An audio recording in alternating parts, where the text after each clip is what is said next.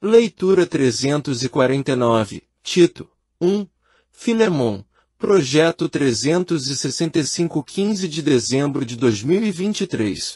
Tito 1. Paulo procura dar a Tito instruções específicas para a organização da igreja em Creta.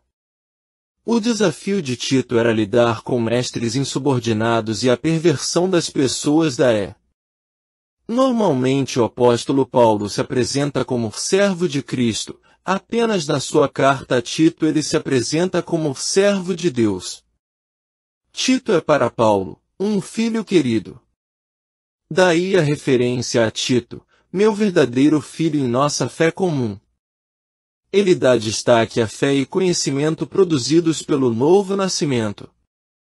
São superiores a tudo que é natural por estar fundamentado na esperança da vida eterna em Jesus Cristo. Instrução a Tito sobre os líderes da igreja. A vocação para o ministério deve ser confirmada pelo bom testemunho. Paulo indica a Tito quais as características que ele deve observar antes de nomear os dirigentes da igreja. Pessoas desajustadas, caloteiras, gananciosas, beberrões, antipáticos e antissociais não podem de maneira nenhuma dirigir a igreja de Deus. Tito é instruído a permanecer na palavra de Deus. A insubordinação de alguns pode levar uma congregação à ruína. Por isso Tito 1, 10 a 14, traz a instrução para permanecer na palavra de Deus. A perversão das pessoas de Creta havia chegado a um ponto alto. Muitos líderes pregavam por ganância, e famílias inteiras estavam sendo arrastadas por eles. Tito é instruído a combatê-los de forma enérgica com a genuína palavra de Deus. A diferença entre os puros e impuros. Paulo encerra Tito 1, dizendo a Tito que puros e impuros têm pontos de vista bem diferentes. Isto por causa da mente de cada um. Os puros têm a mente de Cristo e o Espírito Santo os leva a pensar nas coisas do alto. Em contrapartida, os impuros estão com a mente corrompida. Não conseguem discernir perfeitamente a justiça de Deus. Tito 2. Paulo dá prosseguimento às instruções de Tito 1. No entanto, agora ele vai dizer especificamente como o jovem pastor Tito deve lidar com cada parte da congregação e qual deve ser o seu comportamento e ensino. O que Tito deve ensinar? Tito não devia aventurar-se em novos ensinos. Paulo exorta, mais uma vez, a apegar-se à sã doutrina. A partir disso, seu ensino devia ser ministrado a todas as faixas etárias da igreja.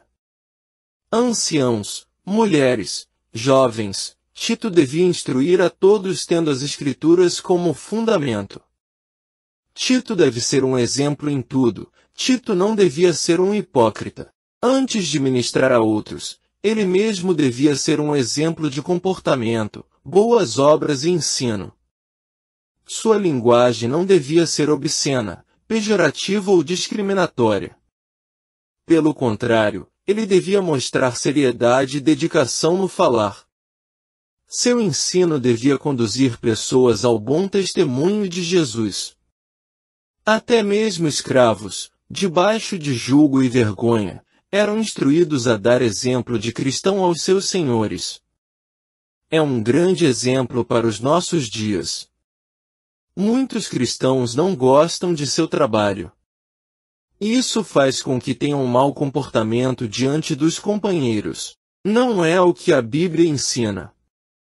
Se há insatisfação, ore a Deus e peça que Ele abra outras portas, mas não manche o bom nome de Jesus Cristo com um mau comportamento. A graça de Deus e a esperança em Jesus Cristo.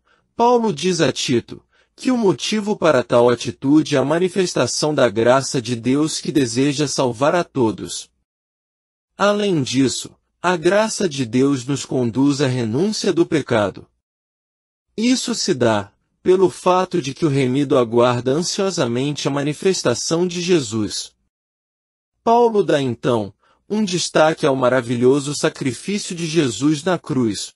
Ele nos comprou com seu sangue para sermos dedicados a boas obras. É sobre isso que Tito deve falar.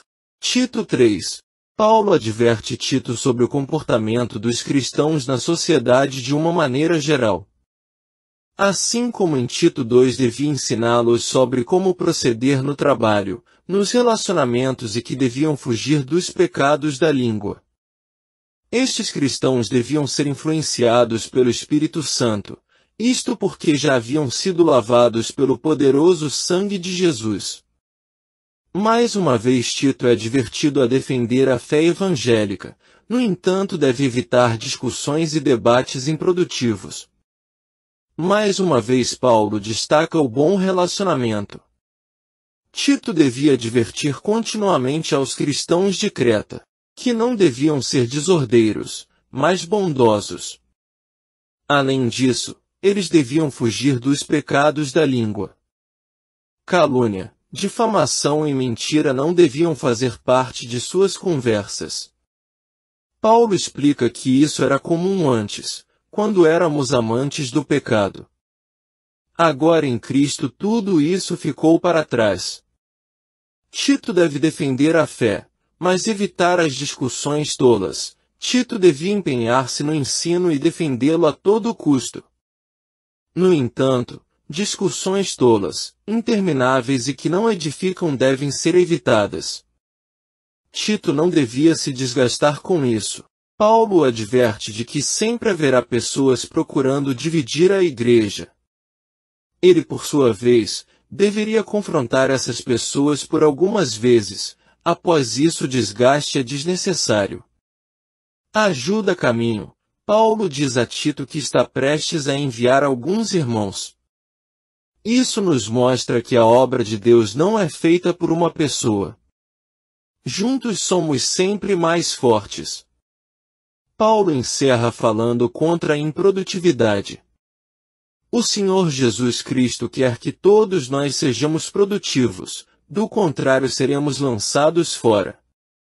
Por fim, a graça a todos os que amam a fé. Se você ama a fé em Jesus, a graça de Deus permanece sobre a sua vida. Filemão 1. Paulo dá uma grande lição de amor. Ele intercede pela vida de Onésimo, um cristão escravo que fugiu de seu senhor. A pena para tal crime era a morte. Paulo gerou tanto a Filemão, quanto a Onésimo em Cristo e por isso os considera como filhos amados. Filemão era um bom cristão. Havia uma parte da igreja que se reunia continuamente em sua casa, além disso ele demonstrava grande generosidade com os irmãos. Paulo ora para que a comunhão entre eles seja plenamente restabelecida e faz uma amorosa intercessão para resolver os problemas. Para isso, ele utiliza parte de seu prestígio e autoridade, certo de que Filemão lhe obedecerá.